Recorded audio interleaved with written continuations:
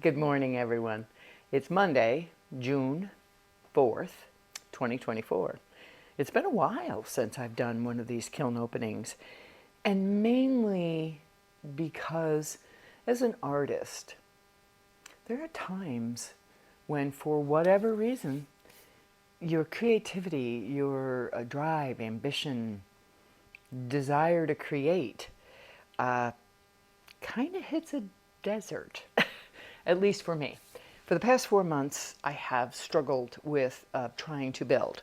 And when I did, or make, and when I have, things didn't come out the way I hoped. And that only made me feel not happy. So I backed off even more. So I'm back to it. I've taken a few classes to challenge myself, kind of get myself going again. And one of the pieces is here in this kiln. It's the reason why I'm doing the kiln opening. I'm hoping to enter this into a show. From what I can see without touching it, it looks pretty good. It's a sculpture of a Green Man, my interpretation of Green Man. Green Man is a garden icon. It's a facial, a masculine face with leaves. It's normally a wall hanging. You would put it here, the leaves come out and his face is there. The summer, winter, spring, and fall is one version, just Green Man is another. So I did my own interpretation of a sculpt to put into the garden. He's in 3 pieces. I don't know if he still is. He was when I put him in there. So, and some oyster platters. I think I'll take them out first and do him last. So, here's my first oyster platter, and oh God, 'tis a purty thing as far as I'm concerned. I consider this extremely successful. The big question next is the last time when I did on the inside here, I did a mother of pearl finish, which really takes it to another level. I had several crack right across the bottom. So my question is, do I take the chance again and do it, or do I leave it as it is? The way it is quite beautiful, but definitely the mother of pearl takes it another step. So I'll let you know when I finally decide on that. For right now, not so much. I have a client who's coming next month, I believe, and this might be hers. We'll see. We'll see how it goes. Okay, so here's one. And then I got back into making my favorite mugs. I love these mugs. I just think they're absolutely lovely. The glaze is something quite special as far as I'm concerned. I love this, it's called green tea, and it's from Italy actually. And then the bottom, I did this, as you can see, I've got the, sorry, that's alumina hydrate so things don't stick. This is porcelain, but here, do you see how beautifully white and satiny finished it is? That's a glaze. That's Amico's satin matte white.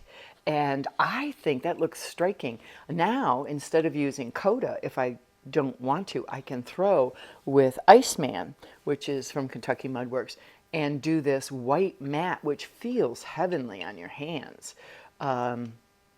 And I'll have another mug.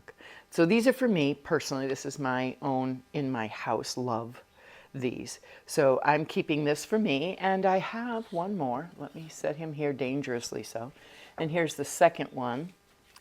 And there's you. I love those runs in there. Isn't that cool? And the mug looks nice in and out. I get these. Do you guys ever get that little tiny black specks? It's not in the glaze. It's on top, and I don't understand why. Looks like it ran off, but which is grand. I have my diamond core mats. I will completely sand that off, and because of the alumina hydrate, as you see it falling off, it didn't stick to the shelf. Lucky me. So these two are a great success. They're nice size. They're probably, this is a 14, this is probably a 16-ounce mug. I love them. So I'm happy. Success, success. Thank you. Yeah, besides my backside showing. Okay, here's another. And it looks as though manganese dropped down in here, which I think it adds an interest. I don't think that's a disadvantage. It's an organic thing. The back is pretty the way I normally do them, and the edges are rough. So this is a very lovely platter. I'm quite happy with him. 2 oyster platters successful. Depends on whether or not I do the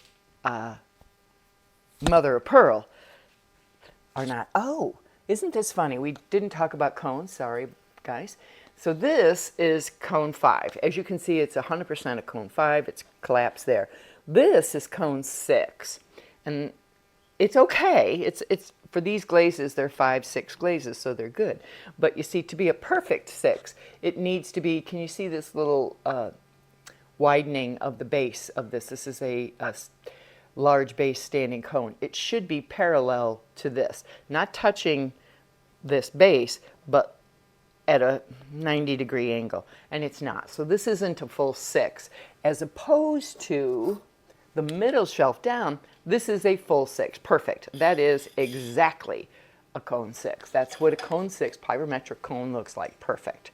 Doesn't touch the, I'll bring it over. So these are perfect examples of what a cone 6 is. So you can see it does not touch the resting plate, and this is a complete, it's overfired. This is more than 5 because it's a 6. So that's what I was aiming for, was a 6, and we're finally happy to be back there because we were overfiring and don't know why, didn't change anything. Things just did. Now they're not. Things are on track. And here comes the guy. Let's see, I don't know. Well, he didn't stick to the shelf, yay me. And does this lift? I'm going to bring him out as a whole first. Well, that's a little light there. I might have to do some touching up. I like that it looks as though his flesh is coming out. His face, he's kind of alien looking, isn't he? He's my first sculpting piece. I took a sculpting class, and this is what I created. This is made coil fashion, so you start with a large coil in the base and you build up. The mistake I made, I should have made this in 2, or I should have done my layers much bigger and made them even taller. The advantage of this is that if you build like this in a regular kiln, I can break this down into pieces, fire it, and it can be enormous. I could make it 5 feet tall, bigger than my kiln, if I do it in pieces. I fired them together because I could, and I did, and I like it. I can see areas where I wiped away too much. I shall show you on the trees.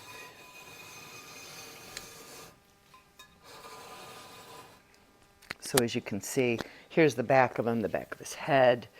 These are the leaves. I did all the leaves individually. This I added and carved away and carved into, so I did it in a variety of patterns and styles. I think what I'm going to do for right this minute is get him off here because he feels rather precarious to me. I have some touching up. I like the blue sky between. I don't know, I don't know what his next step is. I don't think he's finished, but I do think he's handsome, and he is going into a show. And we'll see how he does. Here and here where there's light on the wood, I'm going to fix that. I will do something with that. I think the instructor talked about a wax.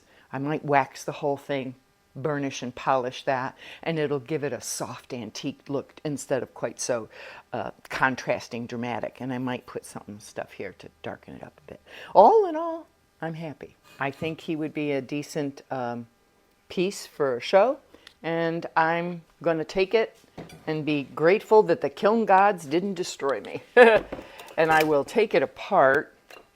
I don't know if you can see me here. Can you see me here? So this is the top. Maybe not. Nope. It might not come apart, and I'm okay with that. It can come apart if I tapped it, but I kind of like it as one whole piece, so that's how I'm going to handle him. Kind of like, he looks pretty good. What do you think, Dan? I think so. Maybe we should darken up the area around his eyebrows. Here and here. Yeah, I can do that too. Yeah, there's a lot more I can do to him, and I plan on it. He looks pretty good. I think I'm going to lay him in the basket where I had him, and he's not separating. So he is one whole piece. Okay. What else have we got here? Let's see. Oh, more. I had a client. I sell at a major gallery in. I sell at a major gallery in Wilmington called Eclipse, and it's next to a place, another art place. Something. Blue Moon. Blue Moon. Sorry, I'm distracted. I'm looking at some of these at the same time. And one of the clients there said he loved my oyster platters, but they're too big. It's just him by himself, and he wanted something smaller than this. So what I did was I revamped and remade it to this size. So now, for a smaller family or for a smaller group, this size would work quite nicely and deep enough to hold your ice, put your cocktail, your shrimp on top, or do whatever you want. I tried on the side walls, not on the bottom, a glaze by Amico. It's their new crystalline glaze, and I'm going to have to get it close here. You can just make out the crystals here. I put them only at the top, and they flowed down. There, can you catch that sheen? Can you see that iridescence of the squares there? Do they pick up? Somewhat. There it Yeah, is. there it is. There it is. So those squares have an iridescent look. I was hoping that I could use that in place of my mother of pearl, but maybe not. It's a beautiful plate. The colors flow so lovely. It's so soft and pretty, and it would be a gorgeous serving plate for any seafood or anything. So I like it. And I did my Jolene Creates in the back on this one, the stamp, so you could see it as contrast. So that's nice. I think the gallery is going to be happy. And here's another one, a smaller version. Very nice on the outside. I like how he looks like that. And then this, that came out. Now, I like these little, where the manganese flowed down. That's what, there's a very fine line of manganese around the top, because in my mind, when you open a shell, it has that lighter. That wasn't good. Somebody's tinking over there. Huge pinging that might be a crack. Wow. Who pinged? Who pinged? Come on, peoples. Who's pinging? Well, Oh, well.